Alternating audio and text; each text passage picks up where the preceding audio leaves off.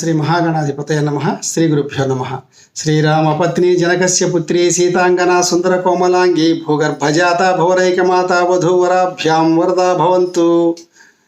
శ్రీ దుర్గా భవానీ పీఠం గజలకొండ ప్రేక్షక మహాశయులకు శ్రీరామనవమి పర్వదిన శుభాకాంక్షలు. చైత్రమాసం శుక్లపక్షం నవమి రోజు శ్రీరామచంద్రుడి జన్మదినము. ఆ రోజున దక్షిణ భారతదేశంలో, అందున ముఖ్యంగా తెలుగు రాష్ట్రాల్లో సీతారామ కళ్యాణం చేసుకున్నట్టు ఆనవాయితీ. చాలా గొప్పగా సీతారాముల కళ్యాణాన్ని కొందరు ఉభయదాతలుగా ఉండి చేయిస్తారు, కొందరు చేస్తారు, కొందరు చూస్తారు, కొందరు తరిస్తారన్నమాట. అది అసలు కమనీయ కోమలకరంగా జరిగేటటువంటి కళ్యాణం. అయితే ఇక్కడ ఈ వీడియోలో మనం ఇప్పుడు తెలుసుకోబోయే విషయం ఏంటంటే, ఈ కళ్యాణమునకు ముందు ఎదుర్కోలు అనేటటువంటి ఒక మహత్తర కార్యక్రమాన్ని జరిపిస్తారన్నమాట. అది ఏంటంటే, రాముడు ఒకవైపు, సీత ఒకవైపు బాగా చక్కగా విగ్రహాలు రెండింటిని అలంకారం చేసి, భక్తులు రెండు జట్లుగా విడిపోయి, ఆడవాళ్ళంతా సీతమ్మ తరఫున, మగవాళ్ళంతా కూడా రామచంద్రుడి తరఫున జట్లుగా ఉండి ఎదురుగ్గా నిలబడి ఒకరికొకరు మధ్యలో చక్కగా అలంకరించబడినటువంటి ఒక బల్ల మీద, అంతకంటే ఎక్కువగా అలంకరించబడినటువంటి శివధనుస్సు నుంచి ఇద్దరిని ఆ శివధనుస్సు దగ్గరికి తీసుకొస్తారండి. తీసుకొచ్చి తర్వాత వాల్మీకి మహర్షి రామాయణంలో చెప్పిన విధంగానే ఆ శివ ధనుర్భంగం చేస్తాడు రాముడు. అట్లా భావన చేస్తారు. చేసి ఇద్దరు కూడా ఒకరికొకరు మాలలు మార్చుకుంటారు. అంతతో ఆ కార్యక్రమం అయిపోతుంది. తర్వాత ఇద్దరు కూడా కళ్యాణ కార్యక్రమానికి వెళ్తారు. అంటే ఆ విగ్రహాలను అక్కడికి తీసుకెళ్తారు అన్నమాట, కళ్యాణ వేదిక మీదకు. అయితే ఇక్కడ చెప్పుకోదగ్గ విషయం ఏంటంటే, మా రాముడు గొప్పవాడు అని చెప్పి రాముని వైపు ఉండేవాళ్ళు, మా సీతమ్మవారు గొప్పదని చెప్పి సీతామాత వైపు ఉండేవాళ్ళు ఒకరికొకరు పోటీ పడుతూ సీతారాముల యొక్క గుణగణాలను, పోలికలు చెప్పుకుంటూ చాలా సరదాగా ఈ వేడుకను సాగిస్తారండి. ఇది రమణీయంగా ఉంటుంది. అయితే ఇక్కడ ఏంటంటే, రామచంద్రుడి తరఫున వశిష్ఠ మహర్షి, సీతమ్మ తరఫున శతానందుల వారు బ్రహ్మలుగా ఉండి ఈ కార్యక్రమాన్ని ముందుకు సాగిస్తారు. వాళ్ళిద్దరూ కూడా వేదోక్తంగా, పురాణోక్తంగా, లేదంటే జనబాహుళ్యంలో ఉన్నటువంటి అనేక రకములైనటువంటి వేడుకలను గుర్తుకు తెచ్చుకొని, మాటలను గుర్తుకు తెచ్చుకొని సరదాగా సాగేటటువంటి గొప్ప కార్యక్రమం ఇది. ఇది ఎలా ఉంటుందంటే, ఒక 10-15 ఉదాహరణలు మాత్రమే ఈ వీడియోలో మనం చెప్పుకుందాం. చాలా రమణీయంగా ఉంటుంది, ఆనందిద్దాం.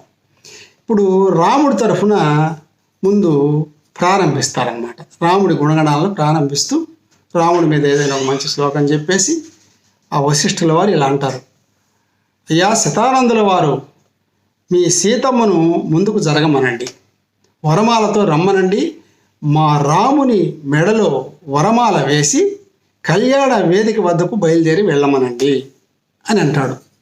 కొంచెం చమత్కారంగా అంటూ ఏమంటాడంటే, మా రాముడు ఎలాంటి వాడు తెలుసా, సూర్యకాంతి లాంటి వాడు అంటాడు. వెంటనే ఆయన ఊరుకోడుగా, మళ్ళీ ఆయన కూడా చెప్పాలి, మా సీతమ్మ తక్కువైందటయ్యా, మా సీతమ్మ చంద్రకాంతి వంటిది అంటాడు. ఓహో అట్లానా, అయితే మా రామచంద్రుడు మనోహరుడు అంటాడు. వెంటనే ఆయన ఏంటి మళ్ళీ అందుకుంటాడు ప్రాస, మా సీతమ్మ తక్కువైందా, మనోహారిణి అని ఆయన అంటాడు. మళ్ళీ ఈయన అందుకుంటాడు, సూర్యవంశ పావరుడు మా శ్రీరామచంద్రుడు అనగానే, మా సీతమ్మ చంద్రవంశ ప్రదీపికయ్యా అని చెప్పి కొంచెం సరదాగా, సంతోషంగా, హాస్యంగా ఇలా గుణగణాలన్నీ వర్ణించుకుంటూ వస్తారనమాట. తర్వాత ఈయనేమంటాడు, అంతటి తాగుడు, అట్లనా, అయితే మా శ్రీరామచంద్రుడు త్రిభువనాధీశుడు అంటాడు. వెంటనే ఈయనంటాడు, అంతేనటయ్యా, మా సీతమ్మ చతుర్దశ భువనాధీశ్వరి అని శతానందుల వారు అంటారు. వెంటనే మళ్ళీ ఈయన అందుకుంటాడు, మా శ్రీరామచంద్రుడు ఆనందలహరి అనగానే ఆయన మా సీతామాత సౌందర్యలహరి అంటాడు. ఇలా పోటీ పడుతుంటారనమాట. ఈయన మళ్ళీ ఏమంటాడు, మా శ్రీరామచంద్రుడి యొక్క చిరునవ్వు ఒక మధుర స్వప్నమయ్యా స్వామి అంటాడు. ఆయన వెంటనే అందుకొని, మా సీతమ్మ తల్లి యొక్క చిరునవ్వు ఒక సిరివెన్నెల అంటాడు. అలాగే మా శ్రీరామచంద్రుని చూస్తే పురుష సూక్తం గుర్తొస్తుంది అందరికీ అంటాడు. వెంటనే ఈయనంటాడు, మా సీతమ్మ తల్లిని చూస్తే అందరికీ శ్రీ సూక్తం గుర్తొస్తుందయ్యా, ఏమనుకుంటున్నావు అంత గొప్పది అంటాడు. ఇలా సాగుతూ ఉంటుంది. మళ్ళీ ఏమంటాడు, మా రాముడు 1000 సూర్యుల లీలల వాడయ్యా బాబు అంటాడు. అనగానే ఆయన అందుకుంటాడు తగ్గడగా, మా సీతామాత పున్నమి చంద్రుడి సరిపోలడి మోము గలది అంటాడు. అలాగే మా శ్రీరామచంద్రుడు పురుషోత్తముడు అంటాడు.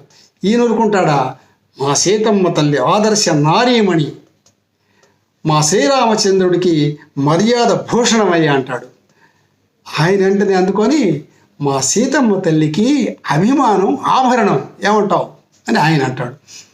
మా శ్రీరామచంద్రుడిని కరుణాపయోనిధి అని పిలుస్తారయ్యా అందరూ అనగానే ఈయనే అందుకొని మా సీతమ్మ ఏం తక్కువ కాదయ్యా బాబు, సంస్కార పయోనిధి అంటాడు. ఇలా ఒకరిని మించి ఒకరు ఈ ప్రాసలు చెప్పుకుంటూ వెళ్తారనమాట. మా శ్రీరామచంద్రుణ్ణి దాశరథి అని పిలుస్తారు అనగానే, అంతేనా మా సీతమ్మ తల్లిని మైథిలి అని పిలుస్తారు ఆయన అంటాడు.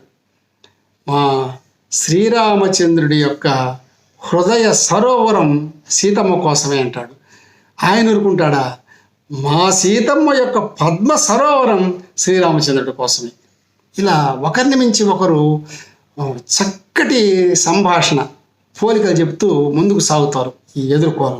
అలాగే మా శ్రీరామచంద్రుడు నవమోహన సుందర మందహాసుడు అంటాడు. వెంటనే సీతమ్మ తల్లి తరఫున శతానందుల వారు అందుకొని మా సీతమ్మ తల్లి సుందర కోమలాంగి అని ఇట్లా అనేక రకాలుగా ఒకరి తరఫున మరొకరి తరఫున పోటీ పడుతూ ఈ గుణగణాలని వర్ణించుకుంటూ కొంచెంసేపు ముందుకు సాగి అట్లా వాళ్ళిద్దరినీ చిన్నగా నడిపించుకుంటూ అడుగు వేసుకుంటూ ఆ శివ ధనుస్సు దగ్గరికి వచ్చి శివ ధనుర్భంగం గావించినట్టు భావన చేసి ఇద్దరికి వరమాలలు వేసి మాలా మార్పిడి చేసి ఆ తర్వాత చక్కగా ఆశీర్వచన మంత్రం చదివి వశిష్ఠుల వారు శతానందుల వారు రాముడికి అందరూ కూడా నమస్కరించుకుంటారు. సీతారాములకి వాల్మీకి మొదట్లోనే చెప్తాడు కదా, రామాయ రామ భద్రాయ రామచంద్రాయ వేదసే రఘునాథాయ నాథాయ సీతాపతయ నమః అనేటటువంటి ఒక భావనతో ఈ 2 విగ్రహాలను కూడా వేదిక మీదకు చేరుస్తారు. ఇంకా అక్కడి నుంచి కళ్యాణ ఘట్టాలన్నీ కూడా ప్రారంభమవుతాయి. కాబట్టి ఈ ఎదుర్కోల ఘట్టంలో ఉన్నటువంటి గొప్పతనాన్ని కొంతవరకు తెలుసుకునే ప్రయత్నం చేద్దాం. కళ్యాణ ఘట్టాలను మరొక వీడియోలో తెలుసుకుందాం. స్వస్తి.